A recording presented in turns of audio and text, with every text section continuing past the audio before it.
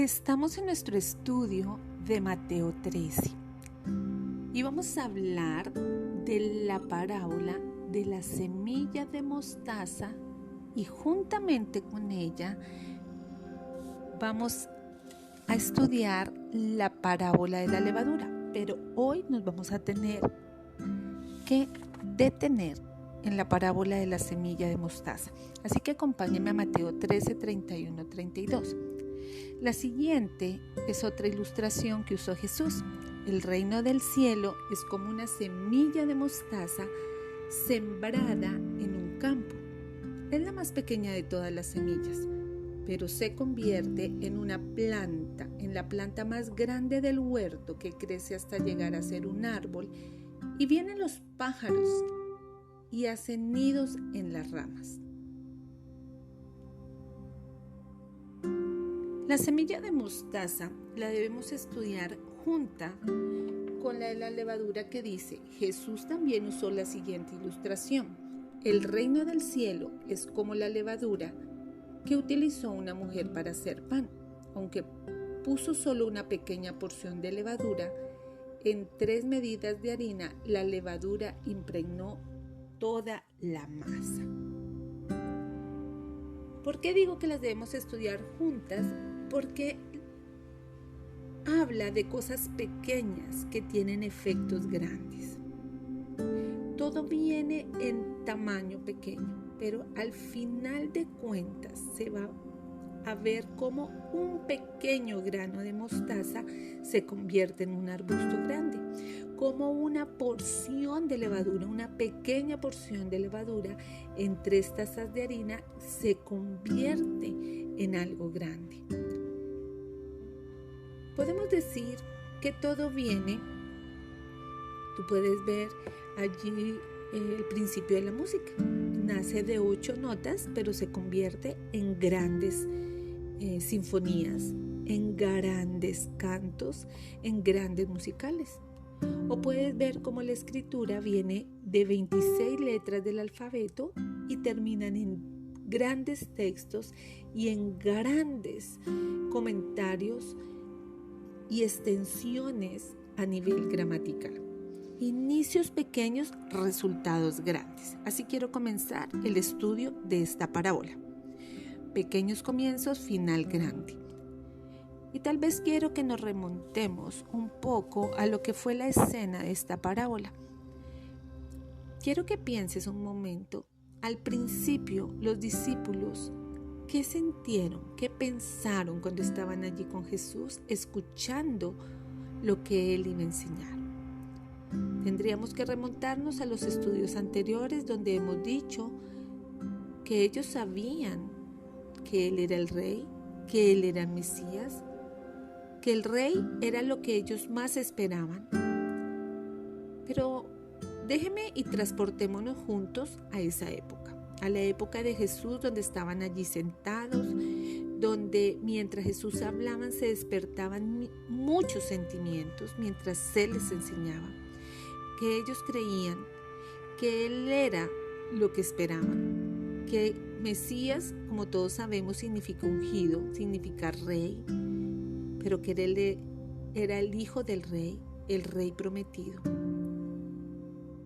Para ellos el reino tenía muchas definiciones claras. Vendría un reino de gloria, vendría un reino de poder, vendría un reino o un rey a ejecutar un reino con fiestas, con grandes acontecimientos, donde se castigaría a todos los malhechores.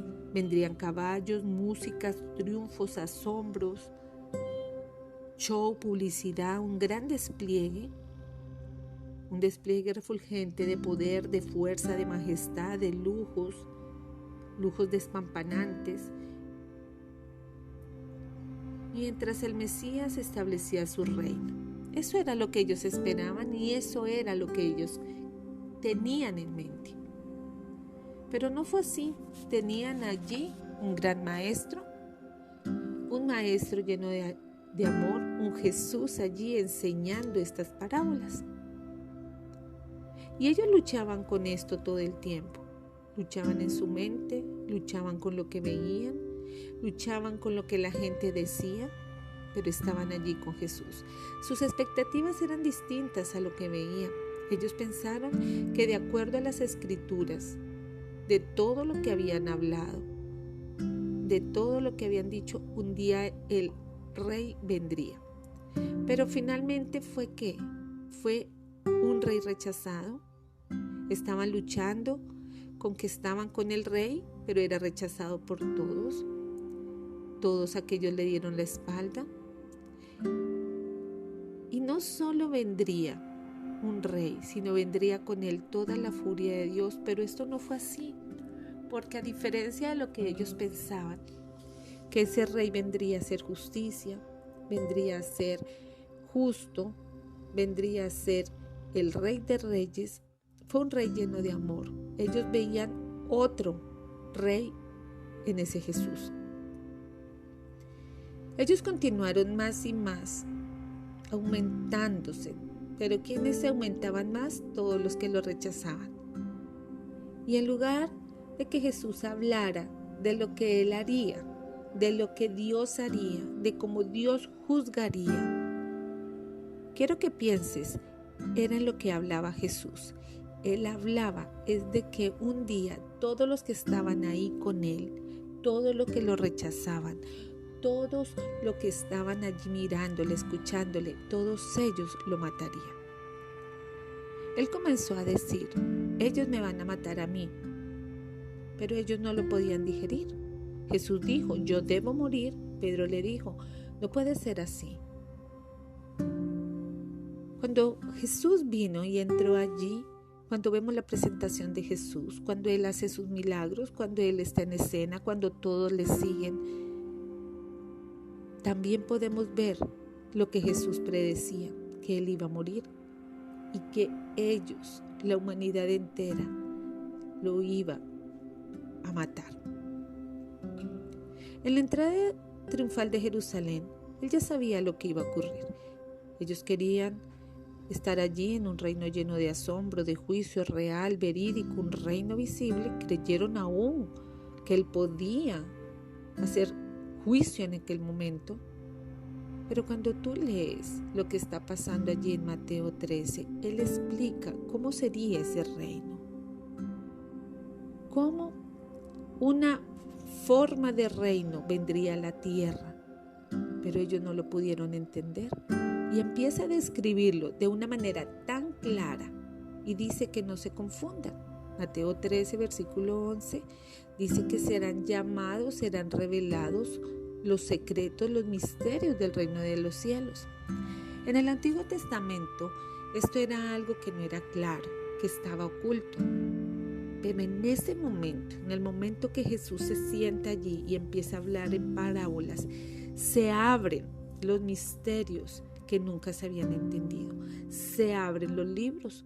Recordemos las parábolas que ya hemos estudiado.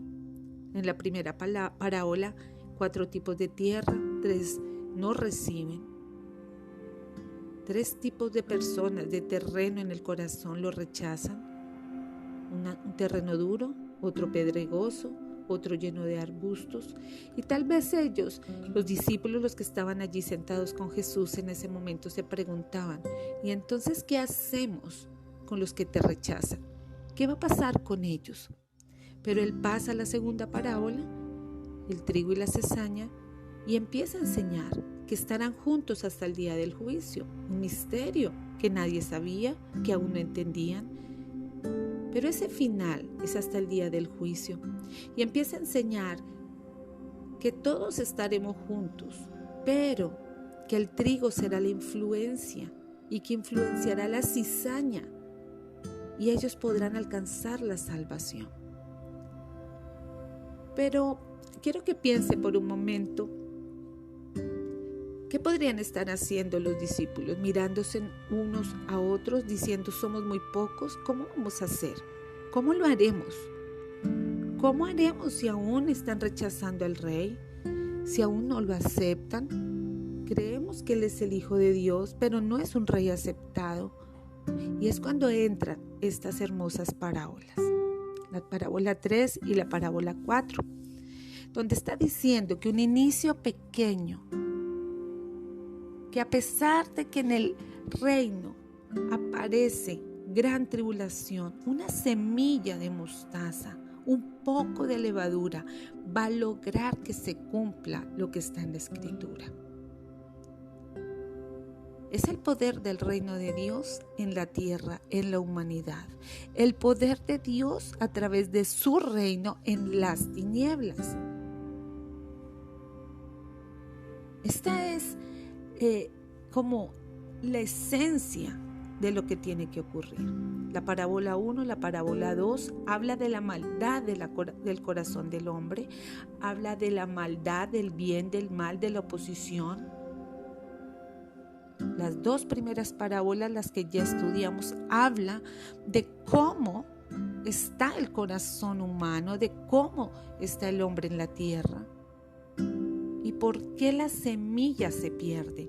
Pero la parábola 3 y 4 que vamos a estudiar ahorita nos habla de la victoria de la semilla, de la victoria, del poder de la influencia mientras estemos acá en la tierra. Podríamos llamar esto el poder externo del reino en el reino humano. Entonces vamos a ver claramente esta parábola.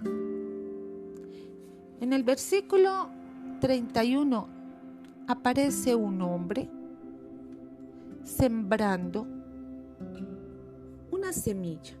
Este hombre es un granjero que siembra una semilla, una pequeña semilla en un campo, dice el versículo 31. Pero quiero que tenga presente que siempre dice que este campo, que este ejemplo, que esta ilustración, que esta parábola es semejante al reino de los cielos. Para esto tendríamos que entender inicialmente qué es una semilla de mostaza o para qué era usada. La semilla de mostaza era usada para uso medicinal, usada para sazonar, para comercial. Comerciaban con ella porque era de uso diario, era muy valiosa y era una de las semillas que crecía como un arbusto, crecía de buen tamaño. Muchos estudios dicen que crecía mínimo de 1,5 metros y llegó a crecer hasta 2,5 metros, más alto que un caballo. Por eso hay escritos que dicen que caballos y jinetes cabalgaban bajo los arbustos de mostaza.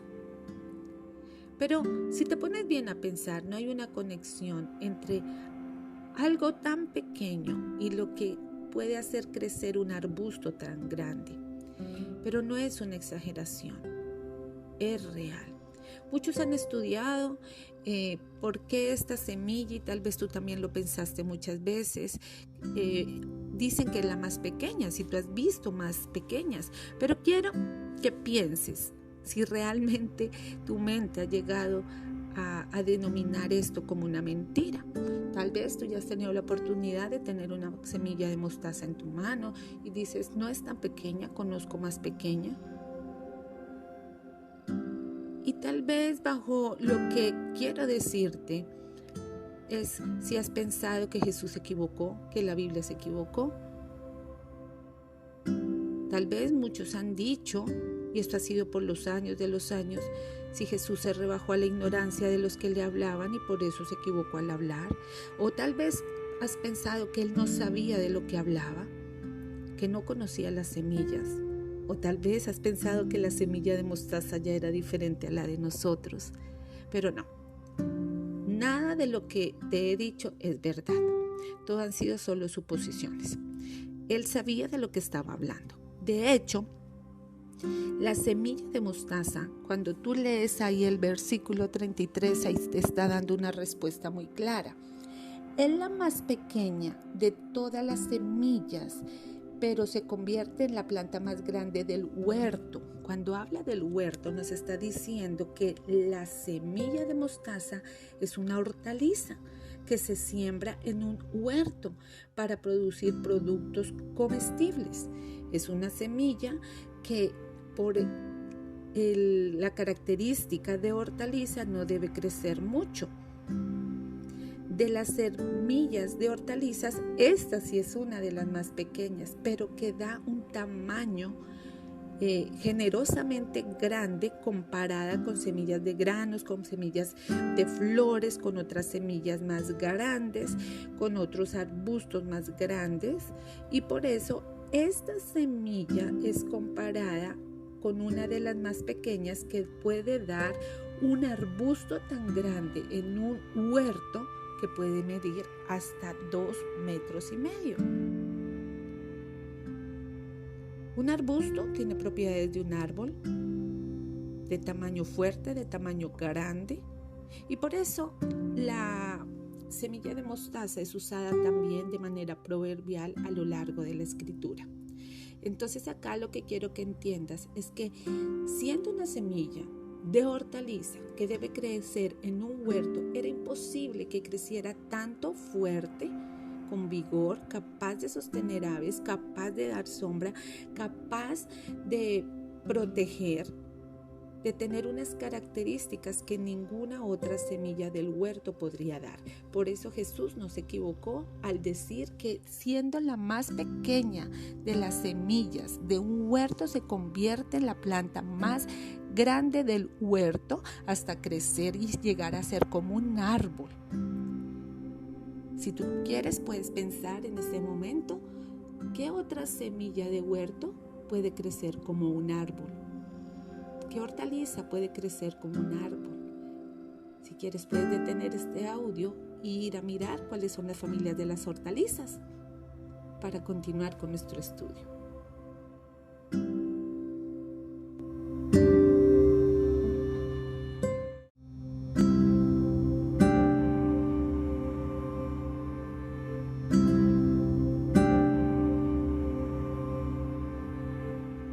Lo primero que teníamos que entender es que el reino va a comenzar con un comienzo pequeño, con unos pocos, con un puñado de personas, con un puñado de 12.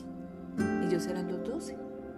Todo comienza a partir de algo donde no se ve, algo que era imperceptible, y tal vez todos ellos se preguntaran, ¿acaso podríamos comenzar nosotros con aquello que tú dices es el reino de los cielos? Para ellos recuerden que esto era algo que no se veía. ¿Por qué? Porque en ese momento se estaba anunciando la muerte de Jesús. Lucas 17:20 dice, ustedes no saben cuándo es el reino. Ustedes no saben qué es el reino. El reino no es visible. El reino de Dios no viene con observación. El reino de Dios está en medio de ustedes. Está con ustedes. Está aquí. Es una pequeña semilla que no se ve. Y tal vez podríamos entender que es esa pequeña semilla ya de mostaza plantada, que cuando tú la plantas no se ve, pero luego será un gran arbusto y dará morada para muchos. Piense por un momento en ese pequeño Jesús que nació en un pesebre, que vivió en Nazaret, una aldea sin cultura. Piense quién era Jesús. Tal vez para muchos era alguien pequeño, pero en él estaba la vida, y la vida eterna. Un inicio pequeño en el Antiguo Testamento no se vio, no fue revelado, pero para este tiempo, solo con un pequeño grupo insignificante, con unos pocos, cuando Jesús ascendió, deberías pensar cuántos eran. Eran pocos, eran 120, pero hoy son miles y miles y miles. El reino de Cristo, aunque pareciera que hubiera sido insignificante, al final será un reino fuera de proporción, un reino que brillará, un reino que será mayor que todos los reinos y pondrá todos los reinos bajo su dominio. El sentido que había de desesperanza en ese momento, el sentido que había de derrota, el sentido que había de desánimo, el sentido que había al fracaso, a que ya se iba a terminar todo. Ese sentido de dolor porque el maestro ya no estaba, porque ya había partido y eran solo unos pocos. Al final se va a ver cuán grande era. Al final seremos parte de un reino externo que todos verán y que se extenderá. Por eso tendríamos que mirar básicamente qué significan estas parábolas.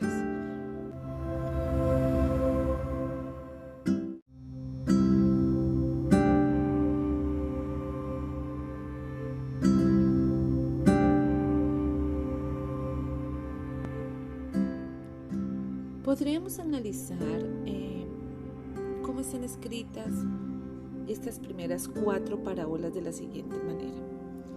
La primera, que lee los 4 campos, 4 terrenos, 4 tipos de tierra, podríamos decir que habla de la amplitud del reino. La amplitud del reino, cómo va a ser sembrada en los diferentes corazones. La segunda, que habla del trigo y la cizaña, podríamos decir que habla de lo largo que es el reino, porque vamos a tener que estar allí entre el trigo y la cizaña hasta el final de la cosecha. La tercera, podríamos estar hablando que habla de la altura del reino, habla de cómo el reino va a crecer, se va a extender. Una pequeña semilla de mostaza va a dar un gran arbusto, un gran árbol, y crecerá y se extenderá. Y la cuarta habla de la profundidad del reino, lo poderoso que es, la influencia que hace una masa leudada, una levadura allí en medio de una masa, y la influencia desde adentro, cómo influenciar este mundo hostil a través del reino de los cielos. Estas serían las características generales de las parábolas que hemos venido estudiando. Es algo que va en progresión, donde tu pensamiento tiene que irse renovando, y podríamos ver que vamos avanzando y seguiremos viendo que las que siguen son de apropiación personal. No solo para una persona, sino para aquellos que se quieran apropiar del poder del Espíritu Santo. Tal vez para ellos no era muy claro en el momento lo que se estaba hablando, pero al final era necesario que el Señor se fuera y nos dejara su Espíritu Santo, y su Espíritu Santo es quien puede revelar, es quien puede explicar estos misterios ocultos y quien puede enseñarnos estas 3 lecciones. Una lección que comenzará con un comienzo pequeño, que se convertirá en algo muy grande, y que aún las naciones disfrutarán de sus beneficios.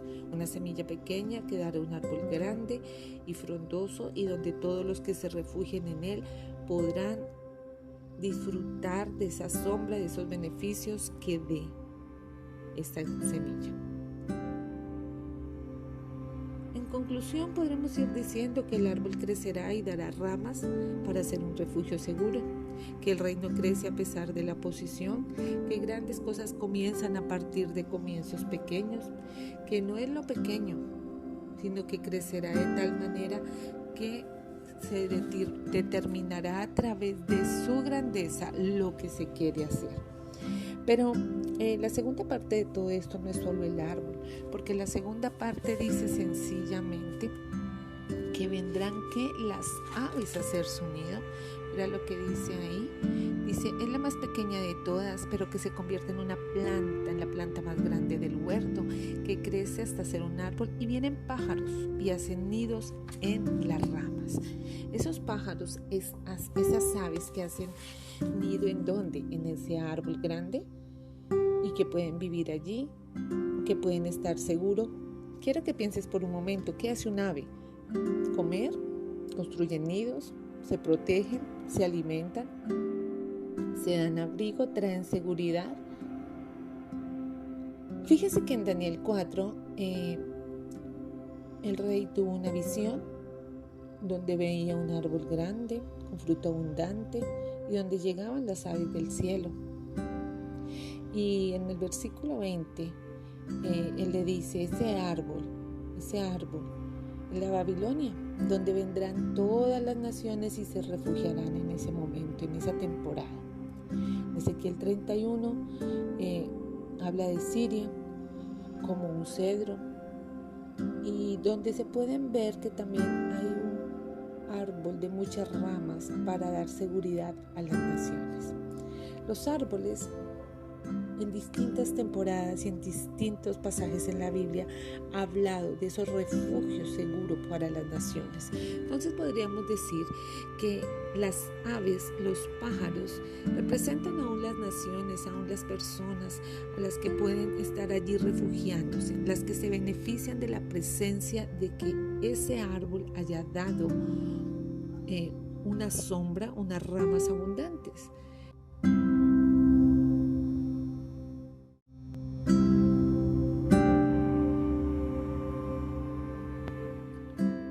Podemos verlo a nivel cristiano, si alguien será bendecido, si tú eres bendecido, tú serás sombra para muchos. Bíblicamente, como se sostiene, la Biblia dice que si la esposa es creyente, ella santifica a su esposo. Podremos decir que ella es el árbol y que esa semilla, esa pequeña semilla que se ha sembrado en su corazón es la semilla que va a hacer que ese árbol dé sombra a su esposo y aún a su familia. Los padres son refugio seguro para sus hijos. Esa pequeña semilla que Dios ha colocado en el corazón de los padres, y por eso los hijos vuelven como hijos pródigos a un lugar seguro. Muchos se benefician al estar en las ramas del árbol. Eso es lo que representa ese árbol, un refugio seguro donde las aves son cualquier persona que quiere refugiarse en Jesús, cualquier persona que necesite de una persona en la tierra que conozca de Jesús, cualquier persona que necesite estar allí en un lugar seguro. Eso es lo que representa esa pequeña semilla de mostaza. Ahora bien, la pregunta es, ¿tú puedes ser una semilla de mostaza? Claro que sí. Deja que se siembre esa semilla en tu corazón, deja que dé su fruto a tiempo y que pueda ser un árbol frondoso para miles de personas. Que a través tuyo se extiende el reino de los cielos y que a través tuyo, como dice la Escritura, todos conozcan, todos puedan ver de esa semilla que genera un árbol frondoso donde todos pueden venir a refugiarse al camino de Jesús. Bueno, recuerda que esto es Entrenadas para Vencer y estas son las parábolas de Jesús. Dios te bendiga.